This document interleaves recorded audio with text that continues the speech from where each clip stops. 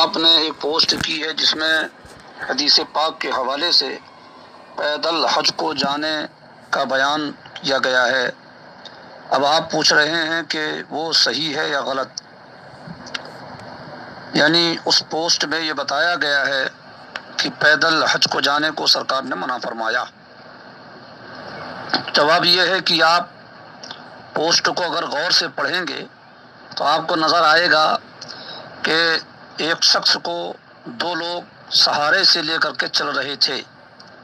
حضور نے جب اس کنڈیشن کو دیکھا تو منع فرمایا۔ ظاہر سی بات ہے کہ وہ شخص پیدل چلنے کے لائق تھا نہیں، مگر منت مان بیٹھا تھا۔ اور ظاہر سی بات ہے منت پوری کرنے کا رواج اپنے ایریے کے بنسبت الحمدللہ عرب شریف میں بہت زیادہ تھا۔ اپنے ہاں تو بہت سی منتیں مانگی جاتی ہیں اور اس کا کوئی اتا پتہ ہی نہیں رہتا کہ پوری ہوئی یا نہیں کر رہے ہیں یا نہیں، مگر وہاں عرب شریف میں الحمدللہ اس وقت بھی منت کو پورا کرنے کا رواج بہت سخت تھا۔ تو انہوں نے منت مانگ لی ہوگی، اب چلنے کی طاقت تھی نہیں مگر منت پوری کرنے کی ٹھان لی اور چلے۔ حضور نے منع فرما دیا کہ اتنی تکلیف اٹھانے کی ضرورت نہیں ہے۔ پہلی بات تو میں آپ سے یہ گزارش کر دوں کہ حدیث پاک میں اگر کوئی ایسی چیز نظر آ رہی ہے جو سمجھ میں نہیں آ رہی تو اس کو علماء کرام سے سمجھا جائے۔ علماء کرام سے سمجھنے میں ہی ہم کو آسانیاں ہیں۔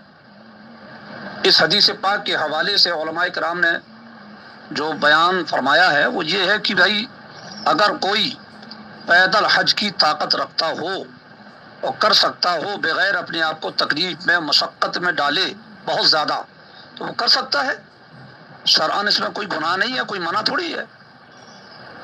اور جس کے اندر یہ طاقت و قوت نہ ہو وہ چلے تو اتنا زیادہ کمزور لاغر ہو جائے، مرنے کے قریب ہو جائے یا اس قسم کی کوئی تکلیف میں مبتلا ہو جائے تو ظاہر سی بات ہے شریعت اس قسم کی چیزوں کو منع کرتی ہے جس میں آپ اپنے آپ کو ہلاکت میں ڈال دیں۔ امام حسن رضی اللہ تعالی عنہ سرکار امام حسین رضی اللہ تعالی عنہ سے ثابت ہے کہ ان مقدس ہستیوں نے بھی پیدل حج کیا۔ تو پیدل حج کرنا منع نہیں ہے۔ منع جو ہے جس صورت میں منع کیا گیا حدیث پاک میں علماء کرام نے وہ وہی صورت ہے کہ آدمی اپنے آپ کو اتنی زیادہ مشقت میں ڈال دے کہ خطرے میں پڑ جائے، بس بات صرف اتنی ہے۔ اور ابھی ہم نے جب کتاب کا مطالعہ کیا بہار شریعت کا تو ہمیں حدیث پاک کے حوالے سے یہ بات نظر آئی کہ رسول پاک صلی اللہ علیہ وسلم نے ارشاد فرمایا جو مکہ سے حج کو پیدل جائے، مکے سے حج کو پیدل جائے، یعنی جو مکے میں رہ رہا ہو اور منی مزدلفہ عرفات پیدل جائے اور پھر مکہ واپس آئے تو اسے ہر قدم پر حرم کی نیکیوں میں سے ہر قدم کے بدلے میں 700 نیکی کا ثواب ملے گا۔ ظاہر سی بات ہے اب حرم کی نیکی جو ہے ایک نیکی 1,00,000 کے برابر ہے، تو حرم میں جو نیکی مل رہی ہے اس کا اعتبار کرتے ہوئے ہر قدم میں اس کو ایک نیکی کا ثواب جو ہے حرم کی نیکیوں کے برابر، یعنی ہر قدم پر 700 نیکیاں تو اس کو مل رہی تھی، مگر وہ نیکی حرم کی نیکی سے اگر جوڑی جائے تو 7 کروڑ نیکیاں ہر قدم پہ ملیں گی۔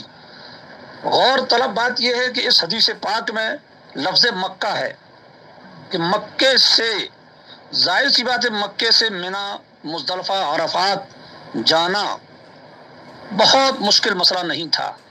اس دور میں تو خیر سفر کی صعوبتیں تھی، کسی بھی دور میں مان لیجئے، کیونکہ ٹوٹل ایریا 15-16 کلومیٹر بنتا ہے مکہ شریف سے منی مزدلفہ عرفات کا، جانا آنا زیادہ سے زیادہ 25-30 کلومیٹر کا ایریا بنے گا، تو اتنا ایریا پیدل چلنا بہت اہم مسئلہ نہیں تھا۔ حضور نے اس کی فضیلت کو ظاہر کرتے ہوئے اس چیز کو بیان فرما دیا۔ لیکن اب اگر کوئی 8-10 ہزار کلومیٹر کی دوری سے پیدل سفر کرنا چاہے اور وہاں جانا چاہے تو میرے علم کے مطابق، میری سمجھ کے مطابق اپنے آپ کو مشقت میں ڈالنا ہے بہت زیادہ۔ بہرحال مسئلہ یہی ہے کہ اگر کوئی پیدل جانا چاہے اور اپنے آپ کو مشقت میں نہ ڈالے زیادہ، جو اس کے لیے تکلیف اور جان کا سبب جانے کا بھی بن جائے، تو بالکل کوئی حرج نہیں ہے، پیدل حج کیا جا سکتا ہے۔ حدیث پاک میں اس کی اجازت ہے۔ اور بہار شریعت میں جب مسئلے کو حضرت نے بیان کیا تو آپ نے یہ بھی لکھا اس میں کہ پیدل حج کرنا افضل ہے، اگر طاقت رکھتا ہو تو پیدل حج کرنا افضل ہے۔ تو ظاہر سی بات ہے کہ اس دور میں جو جہاں سے جانا چاہے اس کے لیے اجازت تھی، لیکن اب تو گورنمنٹ کے اور دیش جو ملک ہیں ان کے رول اتنے سخت ہو گئے ہیں کہ آپ کو پیدل بھی نہ جانے دیا جائے گا جلدی، وغیرہ وغیرہ۔ تو خلاصہ کلام صرف یہ ہے، اس میں آپ لوگ زیادہ پریشان نہ ہوں اور زیادہ پوچھ تاچھ کی کوشش بھی نہ کریں۔ پیدل حج میں جانے کی اجازت ہے، اگر آپ اپنے آپ کو فٹ سمجھتے ہیں تو جا سکتے ہیں، کوئی حرج نہیں ہے۔